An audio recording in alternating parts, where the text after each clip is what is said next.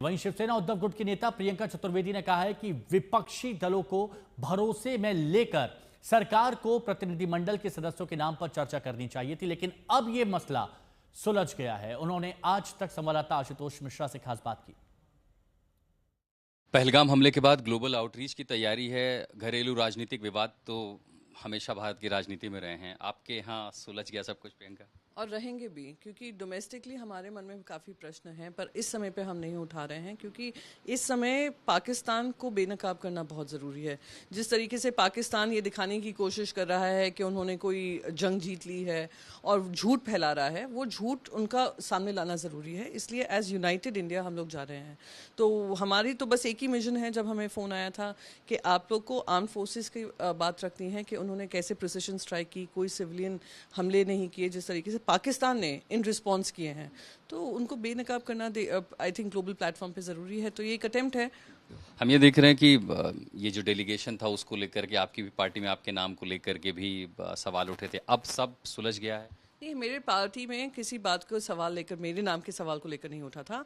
बात ये थी कि, और बहुत वैलिड पॉइंट है जो टीएमसी ने भी उठाया था, कि पार्टी से विचार ना कर या पार्टीज को इन्फॉर्म ना कर उनको लूप में ना लेकर उन्होंने डायरेक्टली एमपीज़ को फ़ोन किया था। तो हाँ, ये प्रोटोकॉल ब्रीच था जो पार्लियामेंट्री प्रक्रिया रही है। और जब हमने कहा है, ऑल पार्टी मीटिंग में हमने कहा है, जो आप मेजर्स लेंगे हम आपका समर्थन कर रहे हैं। आप जिसको हमारी पार्टी से भी चूज़ करेंगे हम समर्थन करेंगे, but the party president and party leadership should know. तो जो 7 डेलीगेशन विदेश जाएंगे उनमें एक डेलीगेशन के सदस्य बीजेडी सांसद सस्मित पात्रा ने भी कहा है कि जब देश की बात आती है तो कोई विवाद नहीं होता, हम सब एक हैं। उनसे बात की हमारे सहयोगी आशुतोष मिश्रा ने। स्पष्ट है, 2 स्पेसिफिक इश्यूज हैं। फर्स्ट, पाकिस्तान का आतंकवाद और दूसरा ऑपरेशन सिंदूर। पाकिस्तान के आतंकवाद और उससे जुड़े हुए तमाम जो विषय हैं उसको कहीं ना कहीं विश्व के पटल पे मजबूती से रखने की आवश्यकता थी, रखी गई भी है।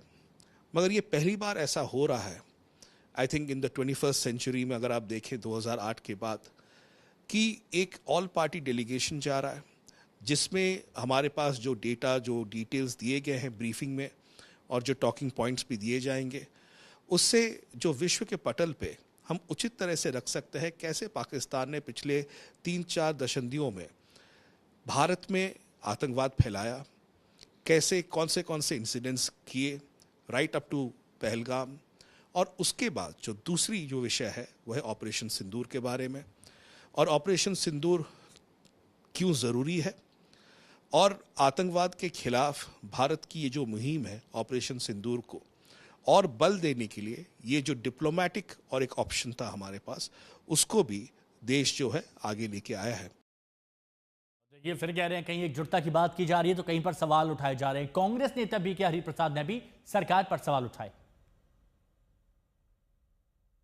जो डेलीगेशन जा रहा है पूरा दुनिया में, वो ठीक है, क्योंकि ये साबित करता है मिस्टर नरेंद्र मोदी पूरा नाकाम हो गया है।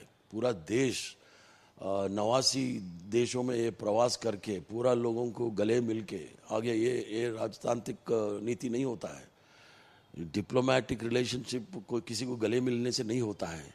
इतना देश घूमने के बाद अमेरिका में जाके हाउडी ट्रम्प, मोदी ट्रम्प नमस्ते अमेरिका, सब कुछ बोल के अभी ये नाकाम हो गया है। ये जो विश्वगुरु, अभी इसको लिपापोती बनाने के लिए सारे डेलीगेशंस को पूरा देश